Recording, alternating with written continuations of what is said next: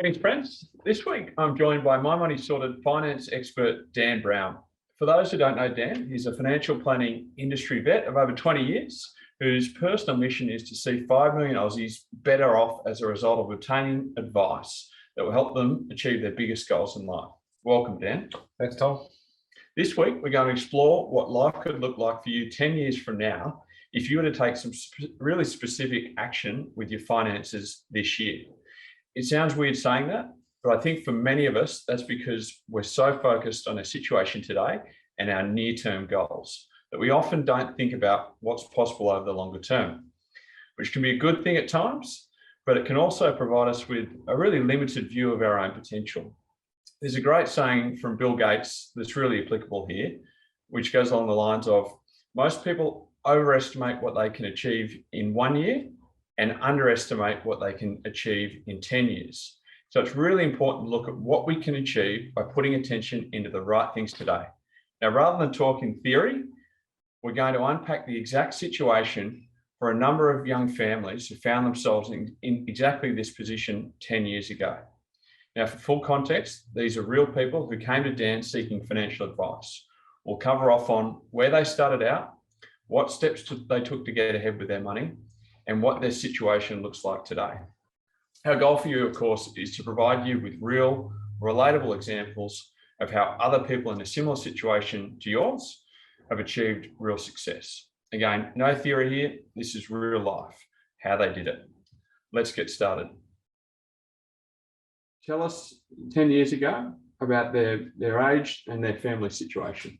Yeah, great, Tom. So it's really interesting when you asked me to prepare for this, and there's like two clients kind of mine, very similar in family demographic. So both live sort of an hour from where I am today, both have a young family, and more importantly, looking to get advice. I guess the first couple I met, they both had, both working, two young children, say 8 and 10, and the other couple that I'll reference today, which we haven't given them names yet, their kids were slightly older, a set of twins. So I'll talk to you about their journey. Fantastic, Dan. Tell us about their goals. Yeah, it's really interesting because really when we sit down with people, most people are very unconscious of what they are trying to achieve. And probably even to a bigger extent, they're looking to have a conversation about getting aligned between the husband and wife or the couple in the relationship. And so generally where we start is to explore what could be possible and uncovering why they're actually asking for advice to start with. And in most instances, when you look back through the last 20 years, I don't believe it's 20 years, but in the last 20 years, it's a matter of thinking what could be possible. And they're not really conscious of anything besides knowing that if they only kept paying their mortgage off, it might not get them where they want. And tell us a little bit more about their situation when they first came to you. What was, in your mind, what was holding them back? It's just, probably a little bit of mindset, what could be possible, but more importantly, they've been told to do a certain thing, and they've learnt from their parents and their parents or siblings or their work colleagues, and just thinking about what else they could be achieving versus. So in one instance, they're saving into an investment vehicle, putting their money aside each week into a fund that was paying a higher tax rate than they should, and that as soon as we started to unravel that, there's potential there to then think about all the other things that are possible, paying off their mortgage, buying other properties or investment portfolio through their superannuation, their insurances they've got in play, let alone understanding where their cash flow is going each week, the basic stuff. And I guess there was something that motivated them to take action, to come and have a conversation with you. Was there a specific life event, or was there a specific goal that sort of was the catalyst for that?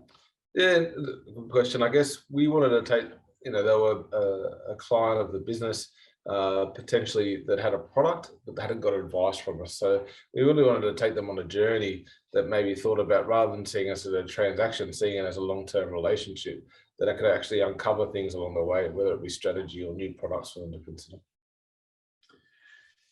Tell me a little bit more about the steps that you took so that they come to you, that obviously seeking a solution, want clarity around their finances, and got the specific goals in mind. What were some of the steps that you took with them? Yeah, so I guess trying to break down some, there's some really crazy acronyms and confusing language in financial services. And quite often we try to keep it as simple as we can. We want to simplify their lives, not and declutter it, not add anxiety and complications. So we usually, what's going on right now, we think about where they want to go in the future. So getting really clear focus on this and goals that they want to achieve, whatever it may be. Everyone's different. There's some quite common ones, whether it be cars, holidays, travel, retirement, or maybe it's just a reduced working life, so that you're not having to be working for the man. They can actually go out and reduce their hours or start a business, whatever it may be. And then we talk about the foundations they need to have in place. What's going on for them and what can we start to do to move them towards their goals, whether it be their super, talking to them about insurances. For example, if someone was to pass away or become disabled, do you want to leave that the surviving members worse off, the same, or better? There's some really basic stuff that we do. And a lot of those questions haven't been asked, a lot of them answered before. Very good. And I guess, like anything in life, there was no doubt some challenges. What were some of their challenges on their journey to where they are today? Yeah, that's a good question. Pretty breaking down. There's essentially, where to put the focus. What's going to get them the biggest bang for their buck, if you like. So essentially, we usually try and think about, breaking it down to a simple analysis. Like they've got 4 buckets to fill. Where's their priority? Where's the biggest bucket? So retirement could be the furthest objective away, but they know they should be thinking about what they do. And they might mention the tax, reducing their taxes, having more disposable income, or just, paying off 50 grand off their home loan. Could that be a goal, and how do we work towards it? So giving them little steps to take, allocating funds and helping them move towards their goals, not having to do it. And the best saying I got, getting wealthy is not a sprint, it's a marathon. So taking calculated investment risk and not chasing the big pot of gold, which has probably been spoken about lately with cryptocurrencies, and chasing something you don't understand and investing in something you don't understand is my core principle number 1. Only do things if you understand. Awesome. And tell us, what does their situation look like today specifically? Yeah, so pretty similar. Both the couples that I thought of when you asked me this, both are now thinking, they're into their 50s. So it's 10 years on. Their kids are starting to finish school or gone into some type of trade or university. And they're thinking about they're coming around the last corner and heading for retirement. Both I can think of are now well advanced to either retire early or retire more than what they thought about originally. And so they used to be, when I was a young pup with full of red hair and very pouncy, most of the time you'd say, you want to get $1 million for retirement. Obviously those numbers have changed. And so I think people's goals often change as they go, because the first million, then they go on and so forth, because over time, that compounding effect of their wealth accumulation activities, they've paid off their houses, and now it's just a matter of setting sail. So it starts to think about how do they support their kids getting into their first houses, how do they make sure that the university costs or education is continued to be met. And in both instances, they're now having discussions about not when they will retire, not if they will retire, it's when they want to retire, or be on their terms. And would you identify any key takeaways for them specifically, obviously having come in not necessarily familiar with advice or working with an advisor to the situation they're in today? Anything that you feel they've been enlightened around? Yeah, so there's probably a few things, and I won't blow my own trumpet too much, but firstly, building a relationship early on. The price is only a question in the absence of value. So obviously you have to pay to have someone on your team. Build a team that you can trust. And those relationships in times when they've gone through a GFC event, COVID events, staying in contact with them and making sure that they've got a personal relationship, someone who knows their affairs, but they don't have to hit repeat every time they have a conversation. Second thing is holding them accountable to where they wanted to go and what they wanted to do. So when they wanted to veer off track and buy an investment property in the middle of Mackay or whatever it may be, is that really going to move them towards their goals? And also always making sure that both parties of that relationship are involved in the discussion. Quite common. The wife or there'll be one dominating partner, but the other one wants to know what's going on. And sometimes we can be a filter of that conversation So making sure that the actions that we're taking to put off the extra money off the mortgage, to not keep getting with the credit card or extending your hallway by a meter and a far big expense on your house wasn't really on their plan. So just holding them accountable. That's wonderful. Okay, now time for couple number 2. Steve and Sarah, we're going to call them today, of course. Yep. Names changed for privacy reasons. Now, I know Steve and Sarah were in mid to late 30s when you first met them. Was that about right?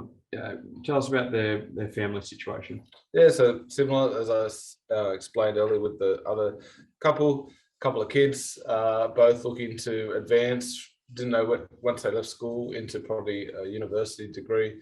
So we and the ability to transform their personal, have questions about whether they stay where they currently reside or looking to move elsewhere.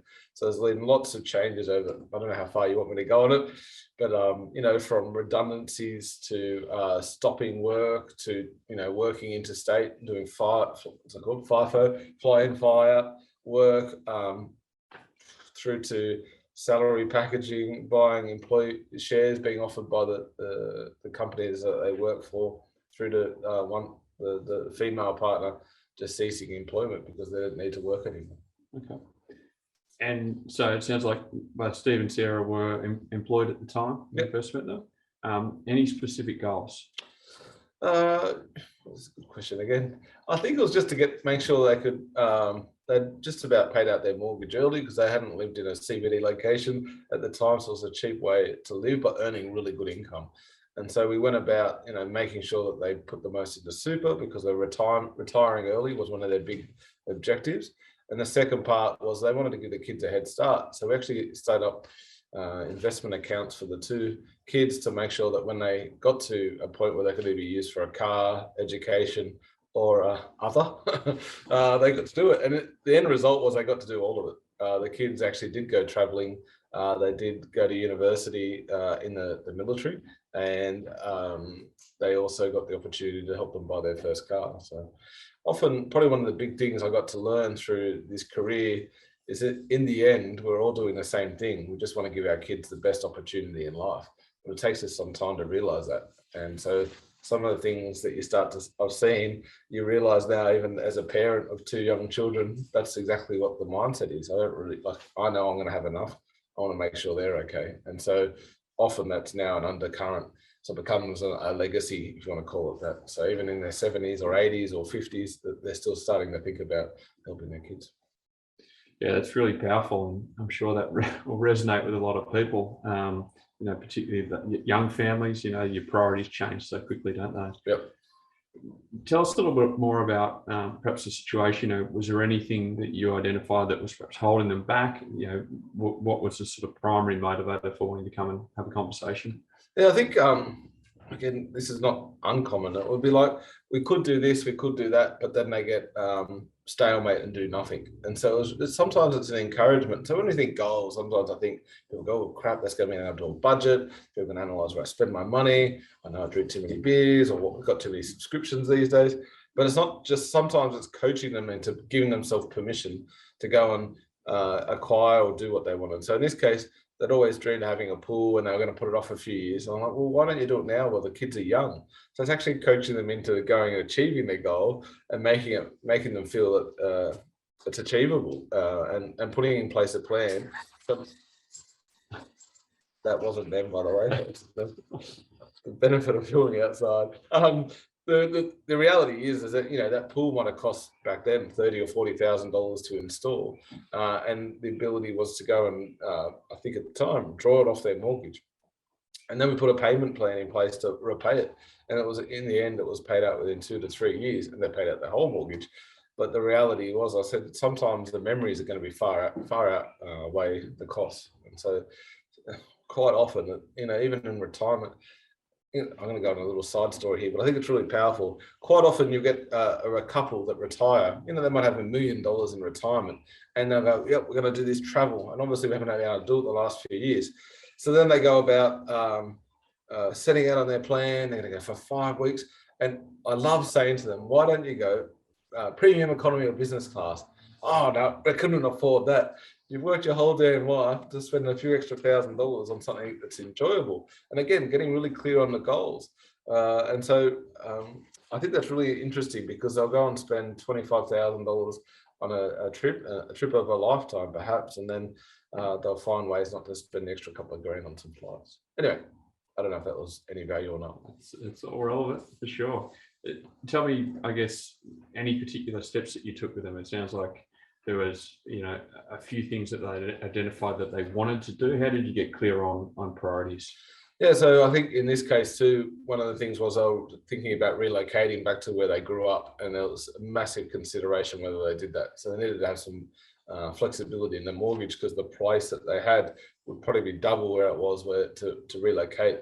So there's a conversation you have about that. What are the actual steps we could do to get yourself in a position? And obviously those choices have changed throughout time and ended up staying where they were at the moment, but they could absolutely go back because we got their mortgage down, which gave them the lending power if they needed to, and savings available versus just dumping it all into superannuation, because that would be a great retirement.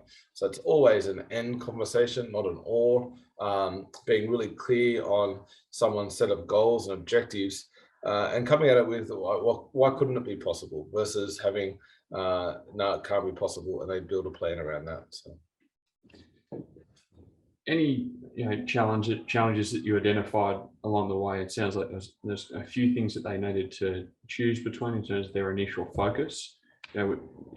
Anything around that decision making, or perhaps sticking to the plan that you identified along the way?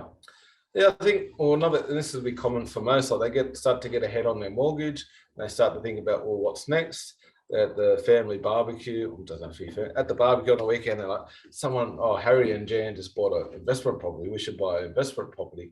And regardless if it's an investment property or establishing an investment portfolio, whatever it may be, firstly, I always used to ask, or still do ask, what's your purpose? Why do you want to do this? Is it to achieve a rate of return? Is it to put your financial assets to work to try and achieve something, or you're just following someone else? And quite common, it's a matter of saying, well, what are your alternatives, and making that available to them. And then in the end, it's their choice. I don't care what they will do, but is it going to achieve what their goals are? And so often a saying would be, are you on track? So each year we sit down and say, are you on track to achieve your goals? Yes. What can we do more of? And if no, what can we do as things to alter that path to success? What does their situation look like today? Fantastic. So the wife doesn't work, the kids are through uni, both gone out and achieved what they wanted to do, and the husband still gets a choice to whether he wants to continue to work. He's just dropped back to instead of 2 on 2 off, I think he does 2 on 6 off. So it's like a part-time or gradual move into retirement, middle to late 50s. They'll never spend what they've got. A modest lifestyle, accountability to where they're spending it, but they haven't given up any. He's traveled the world. Big trekker, going out into nature. So, they've done all different things. They're fantastic people to work with. And the reality is, with our business, is that over time or financial advice, those relationships don't become transactional, become more like a friendship. So you actually keep up to date with them on social media, you text them or be in contact with milestone birthdays. It's a really great experience, I believe, because not many of them ever, or maybe they do, but they don't whinge at you and say that was not what we expected. It becomes really enjoyable for both of us. And that's probably the final question I had for you today. So you mentioned it right there, not what they expected, and probably from a belief standpoint, we spoke about that earlier. Most of us overestimate what we can achieve in the near term. Reflecting on their experience in the relationship, what would you identify as a difference in where they stand today, perhaps where they thought they could get to? Yeah, well, I think, it's almost like they have a preconceived idea of what life will throw up. And, that could be, we're going to do what mum and dad did. We work to 65, we wait in line for our Centrelink money, and we hope that we can afford to, go down to the roast dinner Thursday night special at the bowling club and enjoy that. And our challenge is to say, well, what about if everything else was possible? And then created a lifestyle goal that would be resonant to what they need to do with their financial goal, and try and put a map together and plan it out. and absolutely things have changed for them. They've gone from super to investment portfolios. They've paid off debt, created the pool, whatever it may be, gave their kids a great head start, if you ask me. And I thought that's something that I took away. I actually get a lot out of it too, Tom. Don't tell everyone. I actually get a lot of value out of listening to other people's stories and what I can do. And for me, and watching them, it's a real buzz because they now hit retirement at their choice with way more money than they'll ever spend. So you can imagine those choices they then get in the next 20 years. Is it give their kids money, grandkids money, and becomes something different? No, I wouldn't have considered back then. Whenever that was 10 or 15 years ago, it just wouldn't have been on my radar. And so you learn as you go and get to see them enjoy what they've worked hard to accumulate. That's awesome, Dan. Thank you very much for sharing today. No worries, Tom. Thanks very much for watching. We hope you enjoyed this week's Expert Insights. Of course, if there's any topics that you'd like to hear more about, please share those, hit reply to this email. As always, if you're looking for support and guidance in getting ahead with your finances, make sure to reach out, schedule a free call with our money gurus. Of course, here at My Money Sorted, it's our goal to help you make the best money moves, no matter your stage of life. So thanks again for joining, and have a great week.